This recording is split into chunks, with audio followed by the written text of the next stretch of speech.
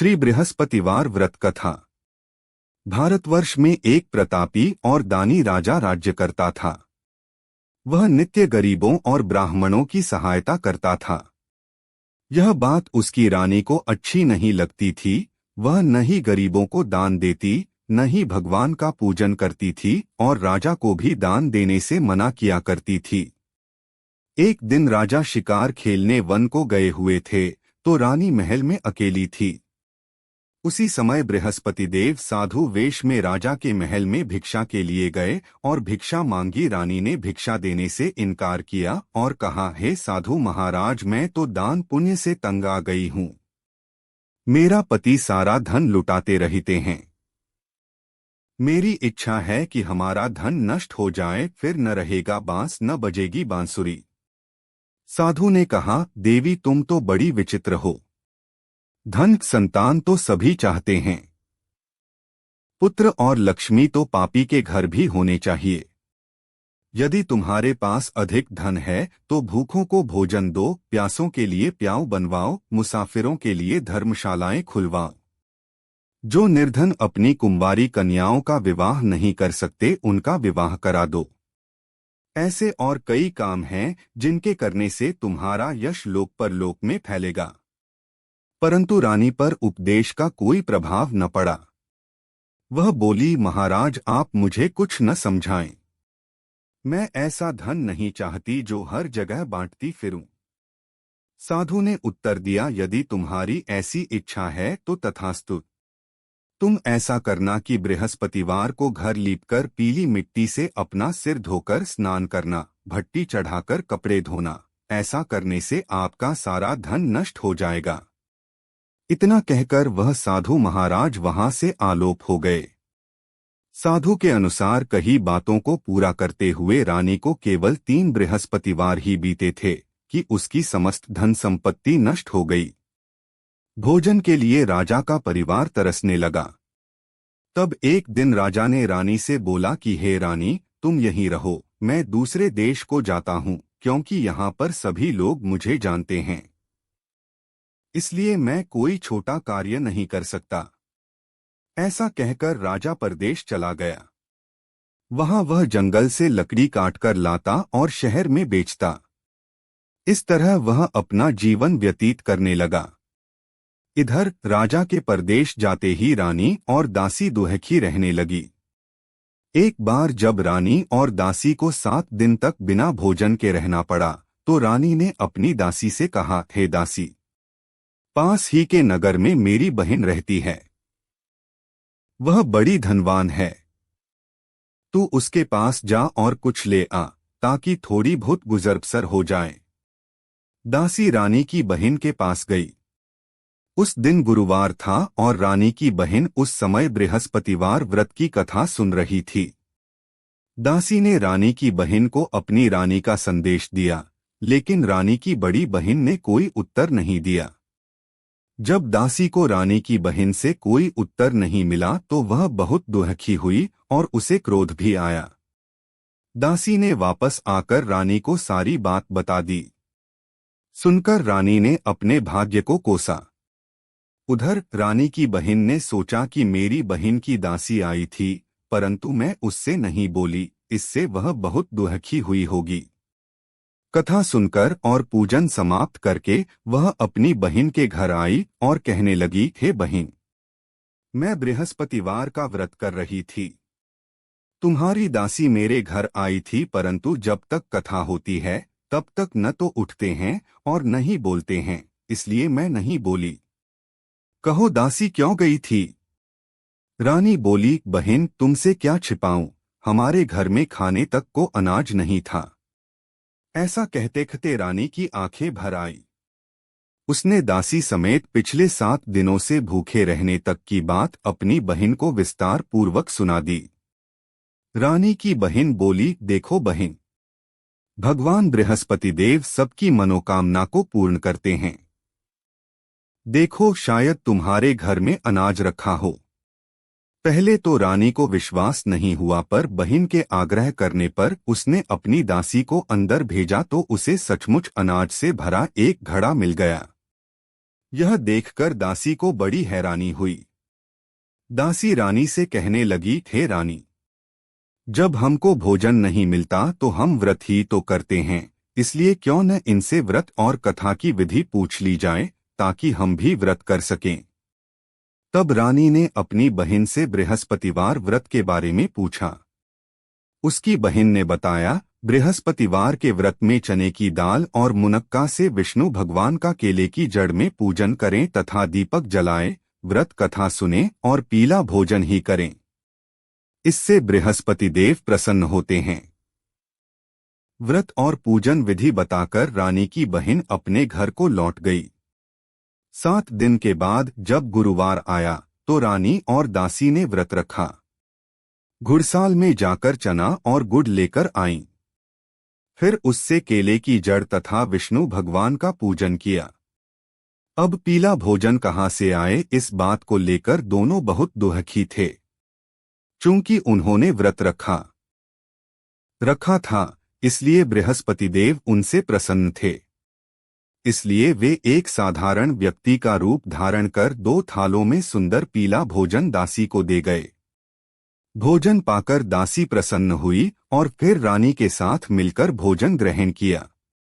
उसके बाद वे सभी गुरुवार को व्रत और पूजन करने लगी। बृहस्पति भगवान की कृपा से उनके पास फिर से धन संपत्ति आ गई, परंतु रानी फिर से पहले की तरह आलस्य करने लगी। तब दासी बोली, देखो रानी, तुम पहले भी इस प्रकार आलस्य करती थी। तुम्हें धन रखने में कष्ट होता था, इस कारण सभी धन नष्ट हो गया, और अब जब भगवान बृहस्पति की कृपा से धन मिला है तो तुम्हें फिर से आलस्य होता है। रानी को समझाते हुए दासी कहती है कि बड़ी मुसीबतों के बाद हमने यह धन पाया है, इसलिए हमें दान पुण्य करना चाहिए, भूखे मनुष्यों को भोजन कराना चाहिए और धन को शुभ कार्यों में खर्च करना चाहिए, जिससे तुम्हारे कुल का यश बढ़ेगा, स्वर्ग की प्राप्ति होगी और पितृ प्रसन्न होंगे। दासी की बात मानकर रानी अपना धन शुभ कार्यों में खर्च करने लगी, जिससे पूरे नगर में उसका यश फैलने लगा। बृहस्पतिवार व्रत कथा के बाद श्रद्धा के साथ आरती की जानी चाहिए। इसके बाद प्रसाद बांटकर उसे ग्रहण करना चाहिए। एक दिन राजा दुखी होकर जंगल में एक पेड़ के नीचे आसन जमाकर बैठ गया। वह अपनी दशा को याद करके व्याकुल होने लगा। बृहस्पतिवार का दिन था। एकाएक उसने देखा कि निर्जन वन में एक साधु प्रकट हुए। वह साधु वेश में स्वयं बृहस्पति देवता थे। लकड़हारे के सामने आकर बोले, हे लकड़हारे, इस सुनसान जंगल में तू चिंता मग्न क्यों बैठा है? लकड़हारे ने दोनों हाथ जोड़कर प्रणाम किया और उत्तर दिया, महात्मा जी, आप सब कुछ जानते हैं, मैं क्या कहूँ। यह कहकर रोने लगा और साधु को अपनी आत्मकथा सुनाई। महात्मा जी ने कहा, तुम्हारी स्त्री ने बृहस्पति के दिन बृहस्पति भगवान का निरादर किया है, जिसके कारण रुष्ट होकर उन्होंने तुम्हारी यह दशा कर दी। अब तुम चिंता को दूर करके मेरे कहने पर चलो तो तुम्हारे सब कष्ट दूर हो जाएंगे और भगवान पहले से भी अधिक संपत्ति देंगे। तुम बृहस्पति के दिन कथा किया करो। 2 पैसे के चने मुनक्का लाकर उसका प्रसाद बनाओ और शुद्ध जल से लोटे में शक्कर मिलाकर अमृत तैयार करो। कथा के पश्चात अपने सारे परिवार और सुनने वाले प्रेमियों में अमृत व प्रसाद बांटकर आप भी ग्रहण करो। ऐसा करने से भगवान तुम्हारी सब मनोकामनाएं पूरी करेंगे। साधु के ऐसे वचन सुनकर लकड़हारा बोला, हे प्रभु, मुझे लकड़ी बेचकर इतना पैसा नहीं मिलता जिससे भोजन के उपरांत कुछ बचा सकूं। मैंने रात्रि में अपनी स्त्री को व्याकुल देखा है। मेरे पास कुछ भी नहीं जिससे मैं उसकी खबर मंगा सकूं। साधु ने कहा, हे लकड़हारे, तुम किसी बात की चिंता मत करो। बृहस्पति के दिन तुम रोजाना की तरह लकड़ियां लेकर शहर को जाओ। तुमको रोज से दुगुना धन प्राप्त होगा, जिससे तुम भली भांति भोजन कर लोगे तथा बृहस्पति देव की पूजा का सामान भी आ जाएगा। इतना कहकर साधु अंतर्ध्यान हो गए। धीरे धीरे समय व्यतीत होने पर फिर वही बृहस्पतिवार का दिन आया। लकड़हारा जंगल से लकड़ी काटकर किसी शहर में बेचने गया। उसे उस दिन और दिन से अधिक पैसा मिला। राजा ने चना गुड़ आदि लाकर गुरुवार का व्रत किया। उस दिन से उसके सभी क्लेश दूर हुए, परंतु जब दोबारा गुरुवार का दिन आया तो बृहस्पतिवार का व्रत करना भूल गया। इस कारण बृहस्पति भगवान नाराज हो गए। उस दिन उस नगर के राजा ने विशाल यज्ञ का आयोजन किया तथा शहर में यह घोषणा करा दी कि कोई भी मनुष्य अपने घर में भोजन न बनावे न आग जलावे, समस्त जनता मेरे यहाँ भोजन करने आवे। इस आज्ञा को जो न मानेगा उसे फांसी की सजा दी जाएगी। इस तरह की घोषणा संपूर्ण नगर में करवा दी गई। राजा की आज्ञानुसार शहर के सभी लोग भोजन करने गए, लेकिन लकड़हारा कुछ देर से पहुंचा, इसलिए राजा उसको अपने साथ घर लिवा ले गए और ले जाकर भोजन करा रहे थे तो रानी की दृष्टि उस खूंटी पर पड़ी जिस पर उसका हार लटका हुआ था। वह वहां पर दिखाई नहीं दिया। रानी ने निश्चय किया कि मेरा हार इस मनुष्य ने चुरा लिया है। उसी समय सिपाहियों को बुलाकर उसको कारागार में डलवा दिया। जब लकड़हारा कारागार में पड़ गया और बहुत दुखी होकर विचार करने लगा कि न जाने कौन से पूर्व जन्म के कर्म से मुझे यह दुख प्राप्त हुआ है, और उसी साधु को याद करने लगा जो कि जंगल में मिला था। उसी समय तत्काल बृहस्पति देव साधु के रूप में प्रकट हुए और उसकी दशा को देखकर कहने लगे, अरे मूर्ख, तूने बृहस्पति देव की कथा नहीं करी, इस कारण तुझे दुख प्राप्त हुआ है। अब चिंता मत कर, बृहस्पतिवार के दिन कारागार के दरवाजे पर 4 पैसे पड़े मिलेंगे। उनसे तू बृहस्पति देव की पूजा करना, तेरे सभी कष्ट दूर हो जाएंगे।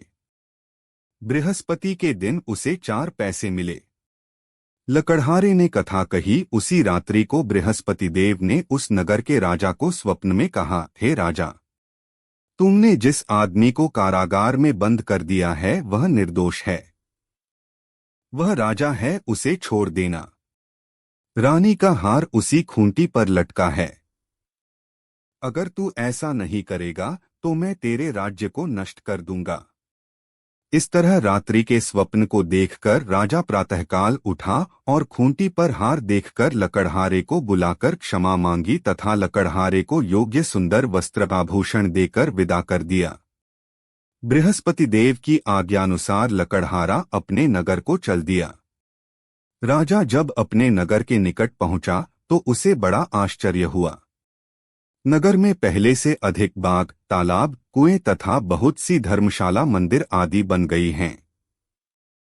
राजा ने पूछा, यह किसका बाग और धर्मशाला हैं? तब नगर के सब लोग कहने लगे, यह सब रानी और बांदी के हैं। तो राजा को आश्चर्य हुआ और गुस्सा भी आया। जब रानी ने यह खबर सुनी कि राजा आ रहे हैं तो उन्होंने बांदी से कहा कि हे दासी, देख राजा हमको कितनी बुरी हालत में छोड़ गए थे। हमारी ऐसी हालत देखकर वह लौट न जाएं, इसलिए तू दरवाजे पर खड़ी हो जा। आज्ञानुसार दासी दरवाजे पर खड़ी हो गई। राजा आए तो उन्हें अपने साथ लिवा लाई। तब राजा ने क्रोध करके अपनी रानी से पूछा कि यह धन तुम्हें कैसे प्राप्त हुआ है? तब उन्होंने कहा, हमें यह सब धन बृहस्पति देव के इस व्रत के प्रभाव से प्राप्त हुआ है। राजा ने निश्चय किया कि 7 रोज बाद तो सभी बृहस्पति देव का पूजन करते हैं, परंतु मैं प्रतिदिन दिन में 3 बार कहानी तथा रोज व्रत किया करूंगा। अब हर समय राजा के दुपट्टे में चने की दाल बंधी रहती तथा दिन में 3 बार कहानी कहता। एक रोज राजा ने विचार किया कि चलो अपनी बहन के यहाँ हो आवें। इस तरह निश्चय कर राजा घोड़े पर सवार हो अपनी बहन के यहाँ को चलने लगा। मार्ग में उसने देखा कि कुछ आदमी एक मुर्दे को लिए जा रहे हैं। उन्हें रोककर राजा कहने लगा, अरे भाइयों, मेरी बृहस्पति देव की कथा सुन लो। वे बोले, लो, हमारा तो आदमी मर गया है, इसको अपनी कथा की पड़ी है। परंतु कुछ आदमी बोले, अच्छा कहो, हम तुम्हारी कथा भी सुनेंगे। राजा ने दाल निकाली और जब कथा आधी हुई थी कि मुर्दा हिलने लग गया और जब कथा समाप्त हो गई तो राम राम करके मनुष्य उठकर खड़ा हो गया। आगे मार्ग में उसे एक किसान खेत में हल चलाता मिला। राजा ने उसे देख और उससे बोले, अरे भैया, तुम मेरी बृहस्पतिवार की कथा सुन लो। किसान बोला, जब तक मैं तेरी कथा सुनूंगा तब तक 4 हरिया जोत लूंगा। जा अपनी कथा किसी और को सुनाना। इस तरह राजा आगे चलने लगा। राजा के हटते ही बैल पछाड़ खाकर गिर गए तथा किसान के पेट में बड़ी जोर का दर्द होने लगा। उस समय उसकी माँ रोटी लेकर आई। उसने जब यह देखा तो अपने पुत्र से सब हाल पूछा और बेटे ने सभी हाल कह दिया तो बुढ़िया दौड़ी दौड़ी उस घुड़सवार के पास गई और उससे बोली कि मैं तेरी कथा सुनूंगी, तू अपनी कथा मेरे खेत पर चलकर ही कहना। राजा ने बुढ़िया के खेत पर जाकर कथा कही, जिसके सुनते ही वह बैल उठ खड़ हुए तथा किसान के पेट का दर्द भी बंद हो गया। राजा अपनी बहन के घर पहुंचा। बहन ने भाई की खूब मेहमानी की। दूसरे रोज प्रातःकाल राजा जगा तो वह देखने लगा कि सब लोग भोजन कर रहे हैं। राजा ने अपनी बहन से कहा, ऐसा कोई मनुष्य है जिसने भोजन नहीं किया हो, मेरी बृहस्पतिवार की कथा सुन ले। बहन बोली, हे भैया, यह देश ऐसा ही है कि पहले यहाँ लोग भोजन करते हैं, बाद में अन्य काम करते हैं। अगर कोई पड़ोस में हो तो देखाऊं।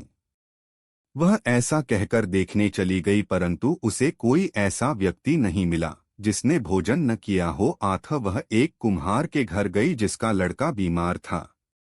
उसे मालूम हुआ कि उनके यहाँ 3 रोज से किसी ने भोजन नहीं किया है। रानी ने अपने भाई की कथा सुनने के लिए कुम्हार से कहा। वह तैयार हो गया। राजा ने जाकर बृहस्पतिवार की कथा कही, जिसको सुनकर उसका लड़का ठीक हो गया। अब तो राजा की प्रशंसा होने लगी। एक रोज राजा ने अपनी बहन से कहा कि हे बहन, हम अपने घर को जाएंगे, तुम भी तैयार हो जाओ। राजा की बहन ने अपनी सास से कहा। सास ने कहा, हाँ चली जा, परंतु अपने लड़कों को मत ले जाना क्योंकि तेरे भाई के कोई औलाद नहीं है। बहन ने अपने भैया से कहा, हे भैया, मैं तो चलूंगी पर कोई बालक नहीं जाएगा। राजा बोला, जब कोई बालक नहीं चलेगा तब तुम ही क्या करोगी। बड़े दुखी मन से राजा अपने नगर को लौट आया। राजा ने अपनी रानी से कहा, हम निर्वंशी हैं, हमारा मुंह देखने का धर्म नहीं है और कुछ भोजन आदि नहीं किया। रानी बोली, हे प्रभु, बृहस्पति देव ने हमें सब कुछ दिया है, वह हमें औलाद अवश्य देंगे। उसी रात को बृहस्पति देव ने राजा से स्वप्न में कहा, हे राजा उठ, सभी सोच त्याग दे, तेरी रानी गर्भ से है। राजा की यह बात सुनकर बड़ी खुशी हुई। 9वें महीने में उसके गर्भ से एक सुंदर पुत्र पैदा हुआ। तब राजा बोला, हे रानी, स्त्री बिना भोजन के रह सकती है पर बिना कहे नहीं रह सकती।